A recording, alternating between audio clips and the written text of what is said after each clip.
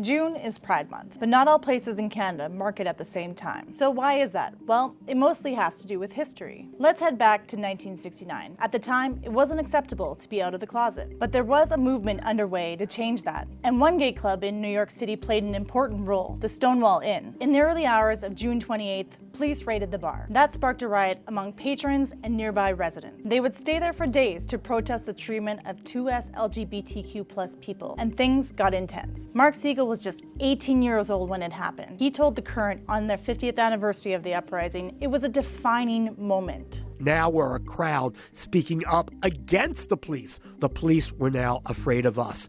The world had shifted. For the first time in my life, I felt empowered. I felt I could yell, I'm gay, I'm gay, I'm gay. Ironically, the Stonewall riot happened just days after a big moment in Canada. The government gave royal assent to a bill decriminalizing homosexual acts between consenting adults. The bill was introduced by then Justice Minister Pierre Trudeau and led to this famous quote. There's no place for the state in the bedrooms of the nation. But acceptance didn't happen right away. And a couple years later, Canada saw its first gay rights rally in 1971, known as We Demand, when roughly 200 activists marched on Parliament Hill. All we want to do is love persons of the same sex and live our lives as we decide for ourselves. We're fed up with the lack of basic respect due all human beings. Many believe that rally led to the birth of queer liberation in Canada. The earliest Pride celebrations that occurred across the country were in major cities like Vancouver, Toronto, or Montreal, and they were typically planned through the month of August to acknowledge the anniversary of We Demand, at least in the early 1970s. Over the next 2 decades, other marches and rallies would follow. Many times, people would cover their face for fear of persecution. This Calgarian bravely spoke to the media with no mask. People are still scared to come out. I mean, I don't know how my family's going to react if they see this on the news, but it's just a risk that we have to take. So now we know why June and August are big months, but it doesn't mean that's when all Pride gatherings are held. The weather plays a part,